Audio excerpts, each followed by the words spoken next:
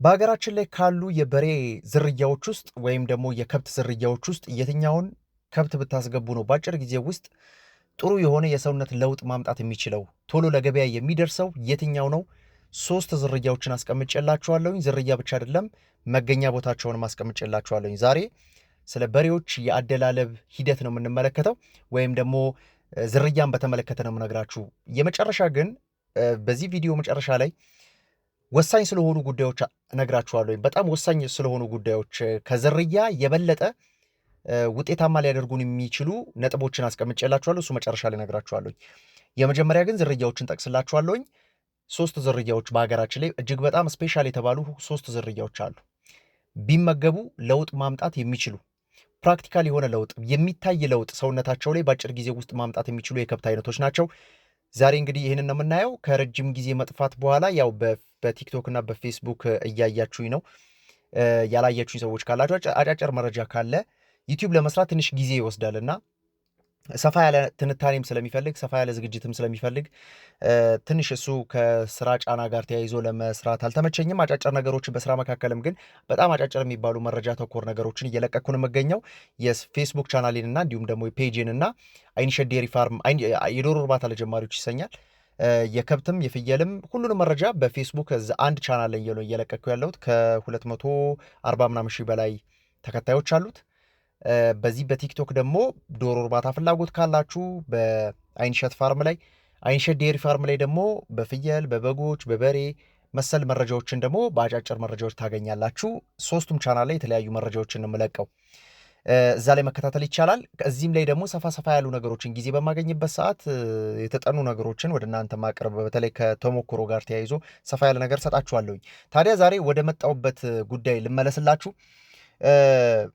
ከዝርያ ምርጫ ጋር ተያይዞ አንድ ጊዜ ላይቭ ይሄን ሀሳብ ያመጣሁት ምንድን ነው፣ በቲክቶክ ላይቭ ገብቼ ብዙ ሰዎች የሚጠይቁኝ ጥያቄ የትኛውን በሬ ብናስገባ የሚል ስለሆነ ነው በዚህ የዩቲዩብ ቻናል ላይ ሰፋ ያለ ነገር መስጠት የፈለግኩት። ቲክቶክ ላይ የተጠየቅኩት ላይቭ ላይ ገብቼ የተጠየቅኩት አብዛኛውን ጥያቄ ምን አይነት ከብት ብናስገባ የሚለው ነገር ነው። ዛሬ ዝርያ አንስቼላችኋለሁኝ። ሀገራችን ላይ ካሉ በጣም ደረጃ 3 የሚባሉ ዝርያዎች አሉ። ከሶስተኛውን ጀምር። የአርሲ ከብት ነው። የአርሲ ከብት 3 ነጥብ ተሰጥቶታል። አገራችን ላይ ካለው ሁሉም ሬት የተደረጉት ከ5 ነው።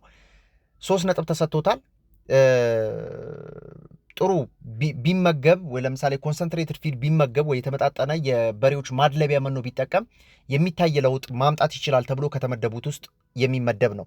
ታዲያ በአማካኝ እስከ 0.5 በአማካኝ ከዛ በላይ የሚጨምሩ አሉ። እስከ 0.5 ኪሎ በቀን ይጨምራል። 500 ግራም ያክል ይጨምራል እንደማለት ነው በቀን በአማካኝ ይሄ በሬ ማለት ነው። ከዚህ አካባቢ የሚመጡ በሬዎች በአማካኝ 500 ግራም ያክል ወይም ደግሞ ግማሽ ኪሎ የሰውነት ጭማሪ ያላቸው በየቀኑ ማለት ነው። 3 ነጥብ የተሰጠው ነው። ወደ ሁለተኛ ስንገባ ወደ ሀረርጌ አካባቢ የሚገኙ አይነት በሬዎች 4 ነጥብ ተሰጥቷቸው እንደውም 4 ነጥብ ብቻ አለ 4.5 ከ5 ነጥብ 4.5 ያክል ተሰጥቷቸዋል። እነዚህ ከሀረርጌ አካባቢ የሚመጡ ከብቶች ማለት ነው።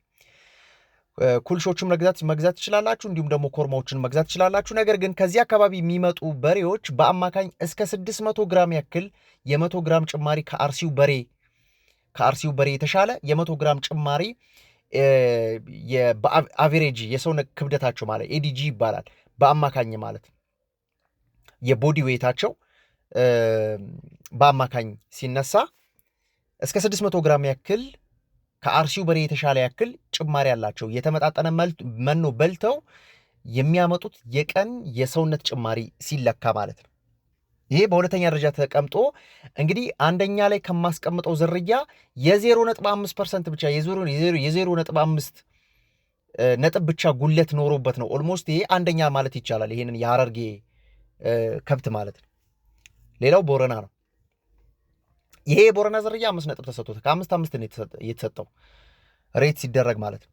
በነገራችን ላይ የቦረና ከብት ከሆሊስቲን ፍሪጂያን ጋር ተመሳሳይ የሆነ የኤዲጂ ወይም ደግሞ የአማካኝ የቀን የሰውነት ክብደት ጭማሪ ያላቸው ተመሳሳይ የሆነ ገምቱት። ከፍተኛ የሆነ በተለይ በኋላ ላይ እነግራችኋለሁ። ይሄ ከሆሊስቲን ጋር ተመሳሳይ የሆነ የቦዲ ዌት እንዲጨምር ያደረገው ግን የራሱ የሆነ መስፈርት ተቀምጦለት ነው። የኛ የሀበሻ ዝርያዎች ወደ ከሆሊስቲን ወይም ደግሞ እነዚህ ከውጪ ሃይብሪድ ከሆኑ ዝርያዎች ውስጥ እኩል ናቸው ማለት አይቻልም፣ ቦዲ ፍሬማቸው ሲታይ ማለት ነው። ነገር ግን በኋላ ላይ ያስቀምጥላችኋለሁ። ይሄ የቦረና ከብት ማለት እስከ 0.71% ያክል ወደ 710 ግራም ያክል ጭማሪ ይኖረዋል። ይሄ ከአርሲ ከብት ጋር የ210 ግራም ጭማሪ በከብት ማለት ነው በቀን።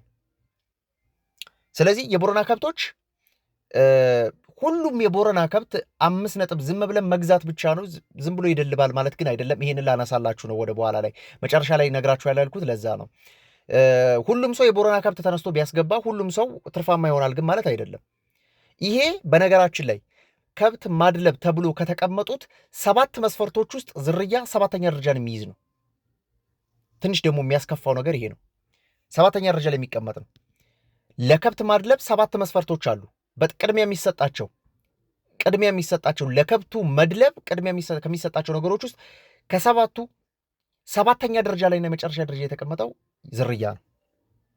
ስለዚህ ዝርያ ብዙም ማተር የሚያደርግ ነገር አይደለም ወደሚለው ነገር ብዙም ነው ያልኩት። እንደውም አላልኩም፣ ወይም ደግሞ ምንም አስተዋጽኦ የለውም አላልኩም። ነገር ግን ካሉት መጀመሪያ 1ኛ፣ 2ኛ፣ 3ኛ፣ 4ኛ፣ 5ኛ፣ 6ኛ ከተቀመጡት ውስጥ እሱ መጨረሻ ላይ የተቀመጠ ነው። 7 መስፈርቶች አሉ። ሰባቱም 7ኛ ላይ የተቀመጠው ብሪድ ወይም ደግሞ ዝርያ ነው። ስለዚህ ሁሉም ሰው የአርሲ ከብት ገዝቶ የቦረናውን ያክል ሊያመጣ የሚችልበት እድል ሰፊ ነው። ምኑን ከተገበረ ከ1 እስከ 7 ማስቀምጣቸውን መስፈርቶች ከተከተለ ማለት ነው። ስለዚህ ይሄንን ሐሳብ ዛሬ ያመጣውላችሁ እነዚህን ዝርያዎች የአርሲ፣ የሐረርጌ፣ የቦረና። በነገራችን ላይ ይሄ ቪዲዮ ከተመቻችሁ ምናልባት በጣም ቆይቼ ስለመጣውኝ ወደዚህ ዩቲዩብ ቻናል ረጅም ጊዜ አልተለቀቀበት፣ ምናልባት ብዙ እይታ ላያገኝ ይችላል፣ ብዙ ተመልካች ላያገኝ ይችላል፣ ብዙ ሰው ሀሳቡ ላይሰጥበት ይችላል። ነገር ግን ብዙ ሰው መለወጥ ስለማልፈልግ የተወሰነ 10 ሰው ሊሆን 15 ሰው ኮመንት ላይ 10 ሰው 5 ሰውም በቂ ነው። ፓርት 2 ብላችሁ ኮመንት አድርጉልኝ። ምናልባት ይሄ ቪዲዮ ደርሷችኋል ወይ የሚለውን ነገር ለማረጋገጥ ስለሆነ ነው። ምናልባት ፓርት 2 ብላችሁ ኮመንት አድርጉልኝ። ከዝርያ በላይ ማተር የሚያደርግ ወይም ደግሞ ከፍተኛ የሆነ አስተዋጽኦ የሚያደርግ 6 ነገሮች አሉ። ከዝርያ ውጭ 7 ነገር ዝርያን ጨምሮ ነው። 6ቱ ነገሮች ግን የማድለብ ስራ ላይ ከተሳተፋችሁ እነዚህ 6 ነገሮች በአግባቡ ብትጠቀሙባቸው እኔ ነኝ ያለ አድላቢ የምትሆኑበትን ነገር ነው የምነግራችሁ። ግዢን ይጨምራል በዋነኝነት። ያው ብዙ ጊዜ ከብቶች ላይ ትርፋማ የሚያደርጋችሁ ግዢው ላይ ነው ይባላል እና ጥሩ ግዢ ካደረጋችሁ ከወዲሁ እንዳተረፋችሁ ገበያው ምንም ይሁን ምን ይርከስም ይወደድም የማትረፍ ዕድላችሁ በጣም ሰፊ የሚያደርጉ ነጥቦች አሉ። እነዚህን ወደ እናንተ የማደርስ ነው የሚሆነው። ነገር ግን በሀገራችን እጅግ በጣም ጥሩ የሚባሉ 3 ዝርያዎችን አስቀምጫለሁ።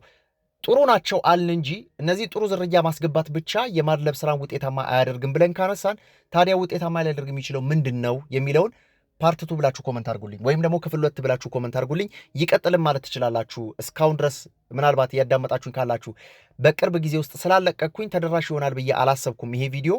ምናልባት አለንም ማለት ትችላላችሁ፣ ይቀጥልም ማለት ትችላላችሁ። ክፍል 2 ፓርት 2 ብላችሁ ኮመንት አድርጉልኝ። በቀጣይ ጥሩ መረጃዎችን ይዤላችሁ እመጣለሁኝ። ስለተከታተላችሁ እጅጉን አመሰግናለሁኝ። ይሄ ቪዲዮ የደረሳችሁ ሰዎች በቀጣይ እንግዲህ ስለ ማድለብ ደግሞ ክፍል 2 ትሰራላችኋለሁ። ሰላም።